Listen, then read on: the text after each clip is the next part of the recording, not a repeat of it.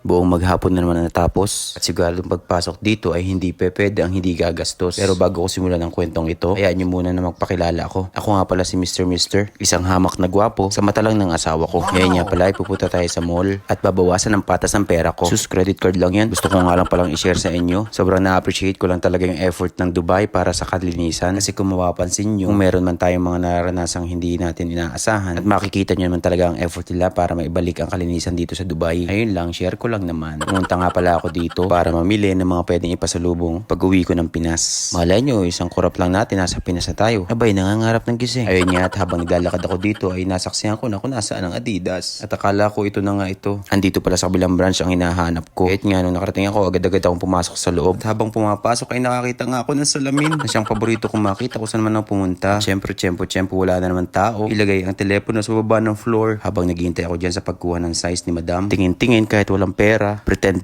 kahit wala namang laman ng bulsa. At hindi na nga nagtagal ay lumabas na si madam at nakakita na ng size. Yun nga lang, hindi yun yung size na hinahanap ko. Kasi sabi niya, ang size daw ng mga ganito ay mas maliit sa normal lang size ng sapatos. Ano ba yan? Nabubulol ka pa. Pero linawin ko lang, hindi naman talaga akin yung sapatos. Ang tunay ay pabili lang naman talaga sa akin. Sabi ko na tindikan niya. Ang ganda naman talaga ng kulay. Ang ganda sana ng klase ng tsinelas na yun. Hindi pa nauubos ang pera ko. Nagtungo na naman ako sa bilihan ng telepono. Wala ko hindi yan sa'yo. Kaso ang problema, pagdating ko dito, available daw naman ang hinahanap ko. Kaso ang problema, hindi ko kaya ang 6 months installation. Alay, parang kakaiba. Installment yun. Kaya ayun, nagtungo ako sa kalapit na shop. Buti na lang, dito may offer kung ano yung hinahanap ko. At dito lang yan sa ECT. Pag pumasok ka, hindi mag-CCC. Pero pag may nagustuhan, ay gagamitin ng CC. Credit card kapag pinahaba. Ayun nga, hindi na nagtagal. At nakuha ko na ang aking hinahanap. Dahil sa aking sales stock ability, ay binigyan ako ng libreng speaker. Sales stock, dapat buyer stock. At linawin ko lang, hindi yan ulit akin ha. Pabili lang talaga yan. Punta na nga pala ako sa last stop ko ngayon. Sobrang nakakamanghalang talaga ang mga ganito dito sa Dubai na hindi mo na kailangan magtanong ng gwardiya kung saan ang papunta. So, habang naglalakad ako, ay nakaramdam na naman akong gutom. Si Bulol. Agad-agad ako nang punta dito sa food court. At buti na lang, nakahanap ko ng shop na kung saan ako ay merong voucher. Ayun, nakamura-mura. Bili nga pala ako ng chicken at saka may rice. Kasi talagang gutom na talaga ako niyan. Dahil wala na nga akong time para magluto pag uwi. Pinag-take out ko na nga rin pala ang kapatid ko para hindi na ako magluto. At hindi na nga nagtagal, papunta na rin ako sa aking last stop, ang Lululemon. May titingnan nga lang pala akong bag dyan. Siyempre, gaya ng kanina, pabili lang. Agad ako nagtanong sa mga sales staff kasi wala naman talagang idea sa aking hinahanap.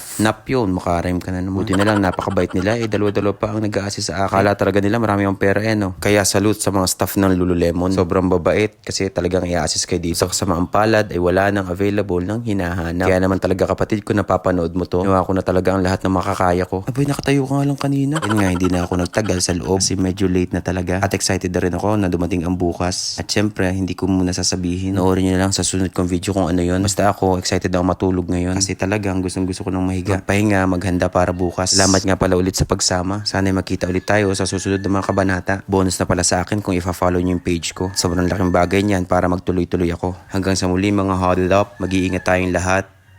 See you! Shoo!